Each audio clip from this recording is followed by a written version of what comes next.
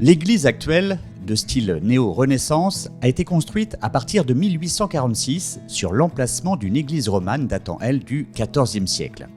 Au milieu du XIXe siècle donc, Derval compte alors 2145 habitants. En 1937, quand l'abbé Racineux arrive comme curé de la paroisse, la population s'est accrue de 600 personnes. L'édifice lui semble trop petit. Un an plus tard, à l'aube de la guerre, le curé soumet ses intentions au conseil paroissial qui l'approuve. Aussitôt, il confie à M. Ménard, architecte à Nantes, le soin d'établir un avant-projet d'agrandissement. Ce projet de 240 m² comprend 2 ailes du transept, la construction d'une tribune pour la chorale, mais aussi une nouvelle sacristie. Le conseil municipal présidé par M. Hedeslade donne son accord et s'engage financièrement. Malgré la guerre, les travaux sont réalisés en seulement 3 ans. La plupart des charrois de matériaux sont effectués par les cultivateurs et de nombreux donateurs apportent leur contribution financière. Alors l'église de Derval a été construite dans un premier temps au XIXe siècle, vers 1830-40, pour une partie et agrandie au XXe siècle. Alors au départ, il y avait la partie centrale et toute la partie du chœur. Et ensuite, ils ont agrandi les 2 autres parties de chaque côté. Et c'est de là qu'au XXe siècle, que les vitraux ont été installés, à la même taille que ceux d'origine. Alors il y avait une église qui était orientée est-ouest, en principe comme beaucoup d'églises, mais qui était dans un état épouvantable, puisque l'église, elle avait traversé la Révolution et l'église servait de grange à foin. Ils montaient dans la chaire pour exhorter les peuples, les personnes. Et donc elle était inutilisable, quoi. Elle a été rasée, oui, et refaite dans l'autre sens, nord-sud. Alors les vitraux, oui, les vitraux, ces 2 vitraux-là ont été réalisés par un verrier de Nantes. Et les 4 autres vitraux, plus ceux de la sacristie, ont été réalisés par un verrier qui était en retraite à Guémené-Paimpfaux. À l'époque, avait 70 ans. Et donc il a accepté de réaliser les 4 vitraux qu'on voit dans la partie rajoutée. Alors Albert Gzell,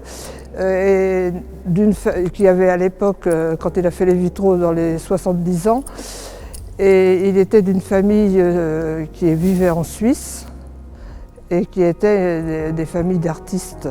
Les vitraux, ça a été sa dernière œuvre. Il travaillait d'abord sur Paris, oui. À Montmartre, par exemple, les vitraux de Montmartre sont une réalisation de Gzell. Il s'est marié à 2 reprises. Sa première femme est décédée et donc il s'est marié avec une femme qui était originaire de Guémené-Paimpfaux. Et c'est ce qui fait qu'il est venu en retraite à Guémené-Paimpfaux. Alors le curé qui était curé de l'église à ce moment-là au XXe siècle avait eu connaissance de ce verrier et il savait qu'il était à Guémené et il est allé lui demander, lors de l'agrandissement de l'église, il est allé lui demander s'il voulait bien réaliser les vitraux dans la taille des autres. Et alors tous les 4 vitraux sont réalisés sur le même modèle, c'est-à-dire que vous avez un saint en haut, ensuite vous avez un édifice, une chapelle ou une église, et ensuite vous avez une procession qui ramène des personnages plus en vue devant.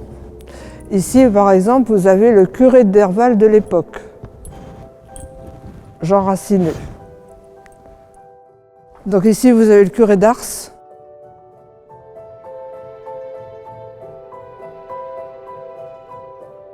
Ici c'est Jeanne d'Arc. Alors on n'a pas une procession, c'est plutôt un défilé militaire. Donc avec la cathédrale de Reims.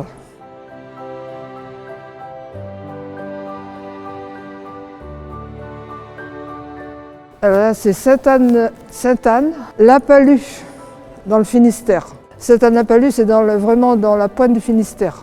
Et alors on retrouve pareil la chapelle, une procession avec des personnages un peu plus en vue devant. Comme tout artiste, il a un petit peu modifié les lieux exacts. Ici, il a rapporté la mer un peu devant, alors que quand on est devant la chapelle là, on ne la voit pas. Elle est en contrebas. Et là, c'est Saint-Odile. Alors Saint-Odile, c'est l'Alsace. Le bâtiment qui est en haut là-bas, il y a toujours un bâtiment, c'est une communauté. Et donc on retrouve une procession à redescendre. Et devant, on a des personnages un peu plus en vue, dont la femme d'un personnage de Derval qui a payé le vitrail. Elle est devant, là, avec ses enfants. Je pense que c'est l'artiste qui a voulu la mettre en évidence. Alors les deux autres là-bas, c'est donc Saint-Bernard. Il a fait aussi ces deux-là. C'est les deux du chœur. Alors l'auteur, c'est un verrier de Nantes, je ne sais plus son nom, qui a fait ces deux vitraux-là à la construction de l'église, alors que les autres, ils ont été faits à l'agrandissement. Alors là, c'est une vierge, moi je dis qu'elle est en position d'annonciation. Alors Saint-Sébastien.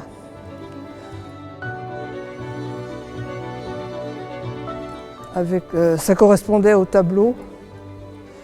Les deux tableaux ont été offerts par le musée du Louvre sur la demande du maire de l'époque.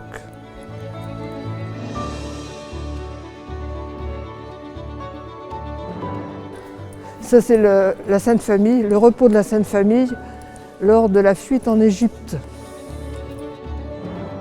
Alors la sculpture a été réalisée, c'est une Vierge de l'Assomption.